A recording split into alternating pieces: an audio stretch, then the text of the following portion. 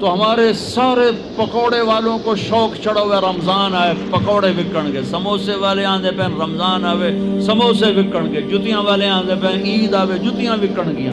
وہ کسی کو یہ شوق ہی نہیں کہ بخشش ہوگی، اللہ راضی ہوگا، جنت ملے گی، اللہ کی محبت میں بھوک لگے گی، اللہ کے عشق میں پیاس لگے گی۔ وہ بھوک اور پیاس کی جو تڑپ اور کسک ہے، پھر ہم ہاتھ اٹھا کے اللہ سے مانگیں گے، ہم کہیں گے یا اللہ، تو عرش کے دروازوں تک میری پکار جائے گی، ساتوں آسمان میری پکار سے گونج اٹھیں گے۔ مجھے یقین ہے کہ میرا اللہ کہتا ہے، میرا نبی فرماتے ہیں کہ اللہ رمضان میں سارے آسمان کے فرشتوں سے فرماتا ہے روزے رکھنے والوں کی دعا پر آمین کہو۔ عرش کے فرشتوں سے اللہ فرماتا ہے میری تسبیح چھوڑ دو، رمضان کے روزے رکھنے والوں کی دعا پر آمین کہو، آمین کہو۔ عرش فرش میں گونج اٹھتی ہیں میری دعائیں، میری صدائیں، میرے نوحے، میرے گریے ہلا دیتے ہیں۔ اگر بھوک پیاس میں مزے آ رہے ہوں کہ واہ یا اللہ تو نے کہا تھا نا، دیکھ میں بھوک سے بیٹھا ہوں۔ اس لیے افطار کے وقت دعا کیوں قبول ہے؟ افطار کے وقت کھانا سامنے ہے، پانی سامنے ہے، اور آواز کان لگے ہوئے ہیں سائرن کی آواز پر، تو اللہ کہتا ہے یہ فرشتہ، یہ میرے بندے، کھانا بھی سامنے ہے، پانی بھی سامنے، یہ کیوں نہیں کھا رہے، یہ کیوں نہیں پی رہے؟ بولو یا اللہ تیری محبت، میری محبت، چلو تم گواہ رہو، میں نے معافی، چل میرا بندہ مانگ، کھانے سے پہلے مانگ۔ وہ وقت مانگنے کا ہوتا ہے، پکوڑے کھانے کا نہیں ہوتا، سموسے دکھانے کا نہیں ہوتا۔ سموسے، پکوڑے، کچوریاں، سیون اپ، جام شیری، روح افزا، 500 چیزاں تو اندر پا لیندے ہو، سارے روزے دی تباہی پھیر کے رکھ دیتے۔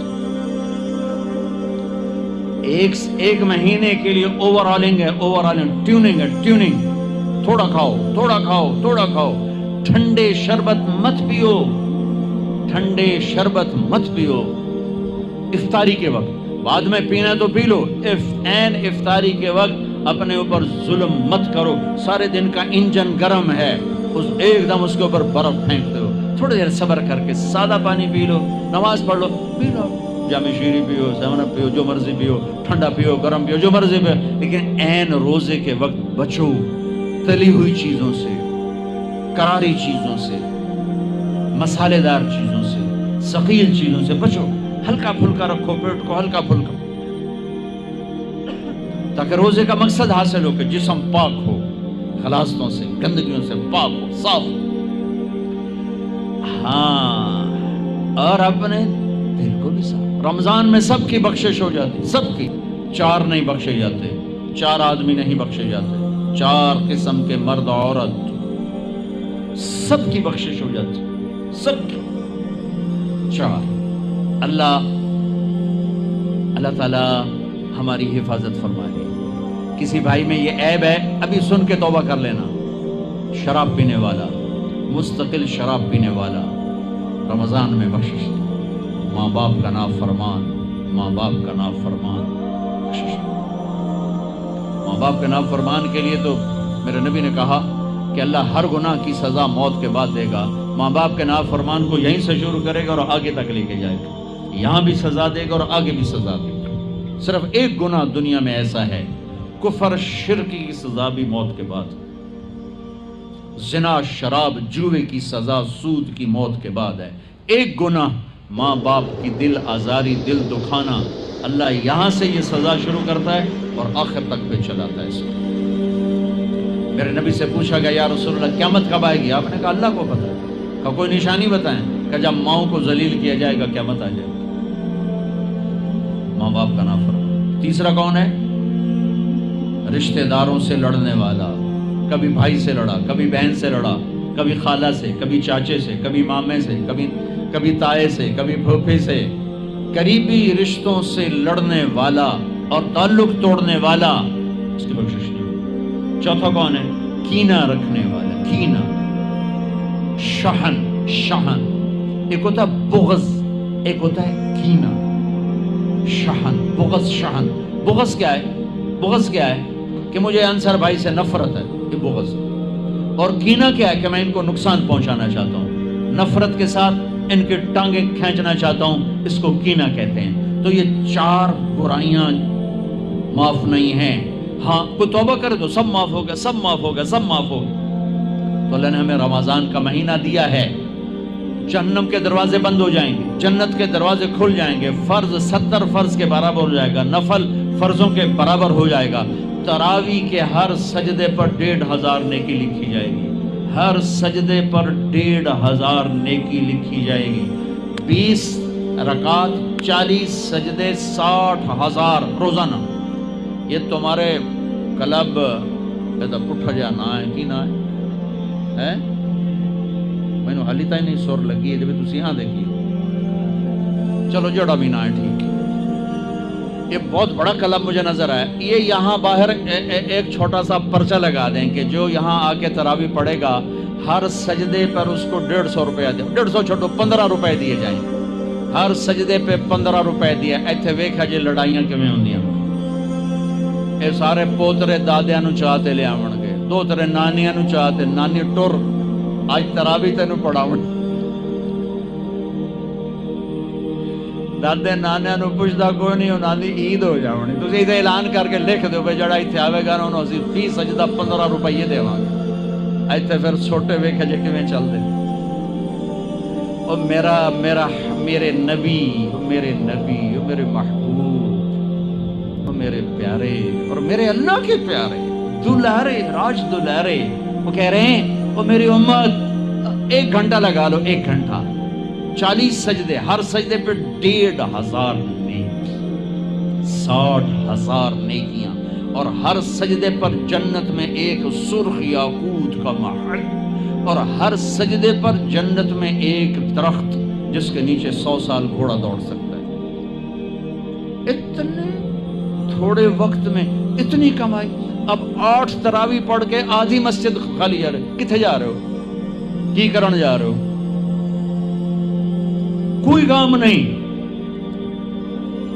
8 پڑھ کے جوتا اٹھا کے جا رہے ہیں. اے بھائی پڑھ دو، سال کے بعد آیا ہے موقع اللہ سے لینے کا. اور ہر سجدے پر یہ کچھ اللہ دے رہا ہے. اور پھر جب آخری رات ہوتی تو اللہ فرماتے ہیں میرے فرشتوں، میرے بندوں کی رات کی تراویح اور دن کا روزہ، اس کے بدلے میں نے ان کے پچھلے سارے گناہ معاف کر دیے. اور آسمان پہ ایک فرشتہ اعلان کرتا ہے یا باغ الخیر ابشر و اقبل، اے بھلائی کے چاہنے والے آگے بڑھ خوشخبری ہو، اور اے برائی کے کرنے والے بس کر اور واپس ہو. اور اللہ کا عرش مستقل پہلے آسمان پہ آ جاتا ہے. عرفات کے دن صرف عرفہ کے دن پہلے آسمان پر، لیکن رمضان میں پورا رمضان عرش پہلے آسمان پر. اور میرے اللہ کا اعلان ہے کوئی بخشش چاہنے والا، ہے کوئی توبہ کرنے والا، ہے کوئی رزق لینے والا، ہے کوئی سوال کرنے والا، ہے کوئی دنیا اور آخرت کی حاجت لینے والا، ہے کوئی مانگنے والا. ہر وقت اللہ کی طرف سے اعلان ہوتا ہے اس مہینے کو بناؤ، دنیا کماؤ، حلال کمانا. کوئی میں تو ویسے مذاقن کہہ رہا ہوں، ہر ایک دنیا کمانا کوئی منع تھوڑا ہی، حلال کمانا کوئی منع تھوڑا ہی ہے. لیکن ایسی کمائی میں نہ لگو کہ روزے پہ زد پڑے، تراویح پہ زد پڑے، تلاوت پہ زد پڑے. میرے نبی پاک صلی اللہ تعالی علیہ وسلم رمضان میں قرآن کی تلاوت بڑھا دیتے تھے. قرآن رمضان کا سب سے بڑا وظیفہ، جی کوئی وظیفہ دسو، کوئی وظیفہ دسو. لوگ پوچھتے ہیں جی رمضان کا کوئی خاص وظیفہ بتا رہا ہوں. رمضان کا خاص وظیفہ قرآن کی تلاوت. رمضان کا خاص وظیفہ قرآن کی تلاوت، قرآن کی تلاوت، قرآن کی تلاوت. جتنا پڑھ سکتے ہو پڑھتے جاؤ، پڑھتے جاؤ، پڑھتے جاؤ، پڑھتے جاؤ. میرا ایک ساتھی ہے مولوی ثناء اللہ، وہ 1 دن میں پورا قرآن ختم کرتا ہے. 1 دن میں پورا قرآن، 1 دن میں پورا قرآن. پورے رمضان میں 30 قرآن ختم کر دیتے. سوائے اس کے بیمار ہو جائے تو کوئی بیمار ہو جائے تو 10 پارے، ورنہ پورا قرآن رمضان، قرآن پورا قرآن. تو چلو ہم پورا قرآن نہیں پڑھتے، کچھ تو پڑھو. سارے سال نہیں پڑھا، کچھ تو پڑھو. رمضان کا وظیفہ قرآن کی تلاوت، رمضان کی تسبیح قرآن کی تلاوت. رمضان کی خدمت، روزے افطار کرواؤ، سحری کھلاؤ، افطاری کراؤ، غریبوں کو مدد کرو، زکوٰۃ دو، اپنے مزدوروں سے کام تھوڑا لو، گھر کے نوکروں سے کام تھوڑا لو. اور رمضان کی سب سے بڑی بات، آپس میں بغض سے دل صاف کرو. لڑے ہوئے ہو رمضان آنے سے پہلے جیسے لوگ حج پر جانے سے پہلے نہیں فون کرتے ہیں، صلح کرتے ہیں، اتنا ہی ضروری ہے رمضان سے پہلے میں دل صاف کر لوں، میں معاف کر دوں، میں معافی مانگ لوں. زیادتی کی ہے تو معافی مانگ لوں، کوئی معافی مانگنے آیا تو معاف کر دوں. میرا دل صاف ہو، کسی سے بغض نہ ہو، کسی سے کینہ نہ ہو، کسی کا حسد نہ ہو، کسی سے رنجش نہ ہو. دل صاف کرو. صاف دل اللہ کا عرش بن جاتا ہے، اللہ کا عرش بن جاتا ہے، اللہ کا عرش بن جاتا ہے.